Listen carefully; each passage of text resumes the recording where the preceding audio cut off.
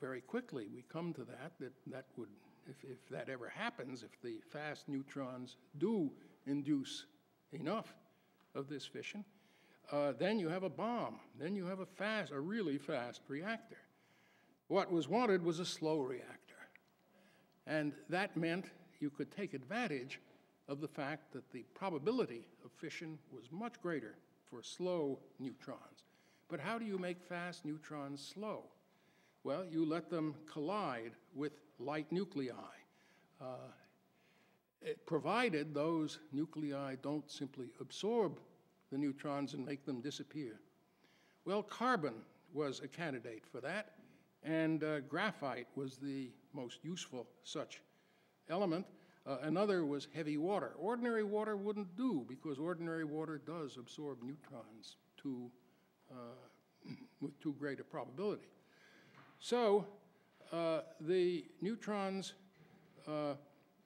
would be slowed down in the carbon, and the necessary thing was to slow them down below a level at which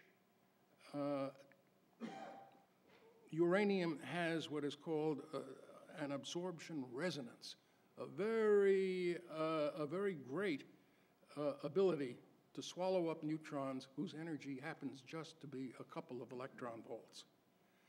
So the idea, and it was due, in fact, first, I think, to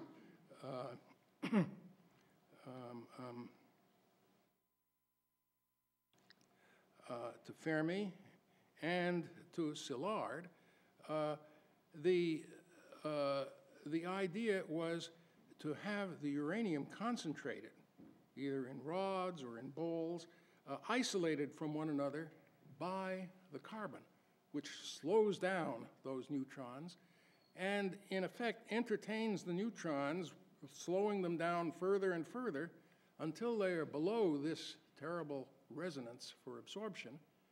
And then these neutrons, they're finally slowed down to a point at which they are just at thermal velocities.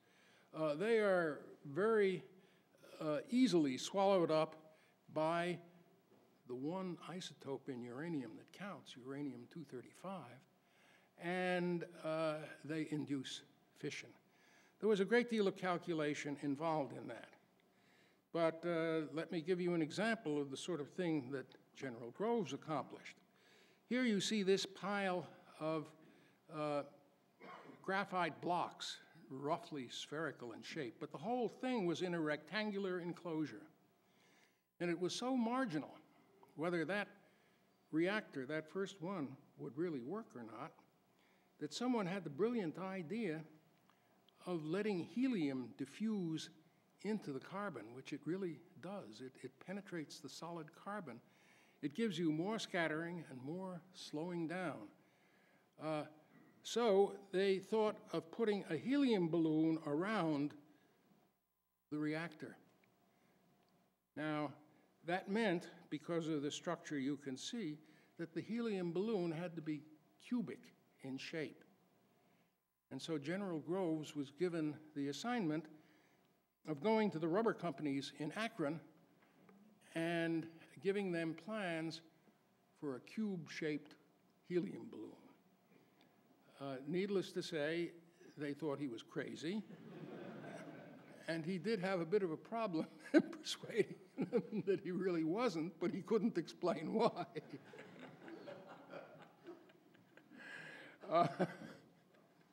That's the sort of thing that Groves, in his procurement role, was encountering all the time.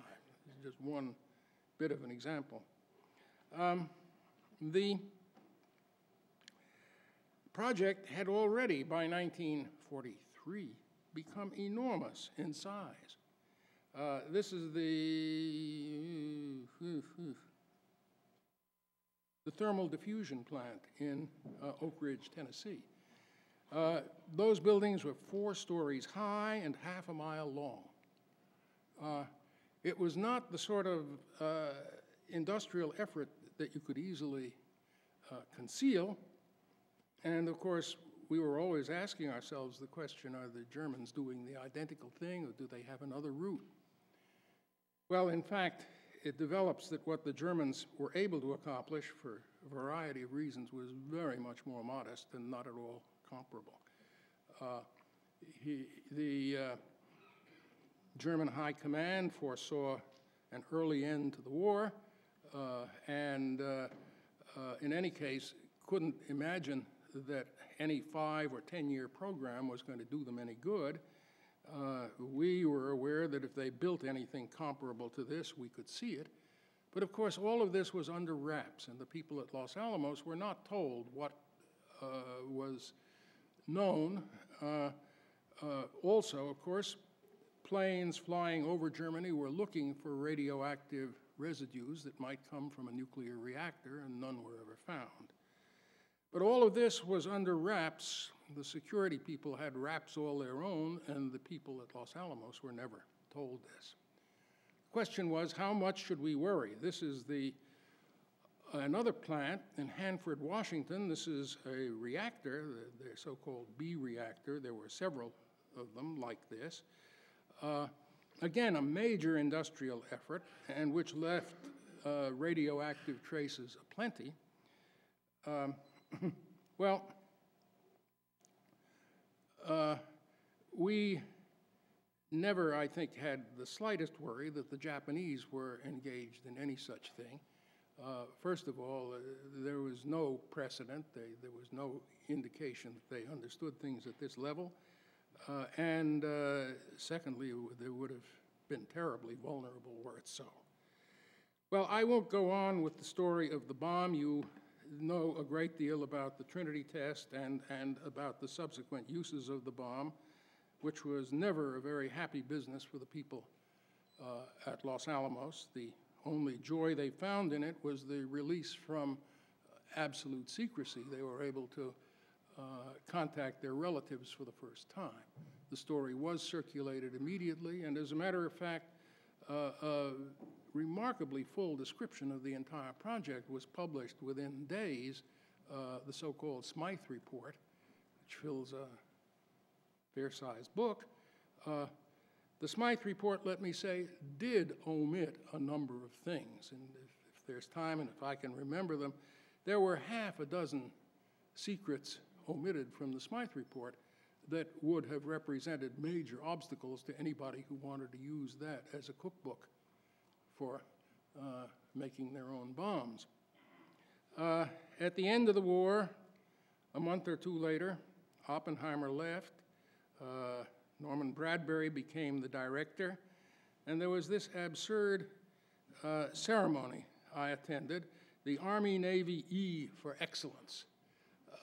They felt somehow or other that small plants that made whatever, shoes, that they had done a good job during the war. They received the Army-Navy E Award for Excellence. So it had to be given to Los Alamos.